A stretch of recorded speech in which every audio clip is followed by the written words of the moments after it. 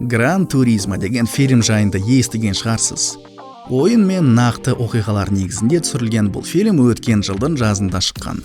Сіздің де достарыңыздың бірі бұл фильмге барып, кейінірек ол туралы жақсы пікірін қалдырған болар. Сондай-ақ Ford Ferrari'ге қарсы фильмін көрген боларсыз, шиеленістен қарама-қайшылық туралы. Сонымен қатар, оларға ұқсас гонка фильмі аңызға айналған Ники Лауда мен Джеймс Ханттың Формула 1 шабандоздарының қарсыласуы туралы түсірілген кино. Бұл фильмдерді не біріктіреді? Олардың барлығы өте динамикалық және соңына дейін шиеленіскен оқиғаларға толы. Қозғалтқыштардың гүрілдеуі, шиналардың сықырлауы және адреналиннің көбеюі. Бұл фильмдер дәл осындай эмоцияларды тудырады. Ал енді мен сіздерге жоғарыда айтылғандардың барлығының қоспасы бар, Жапонияда түсірілген аниме бар деп айтсам ше.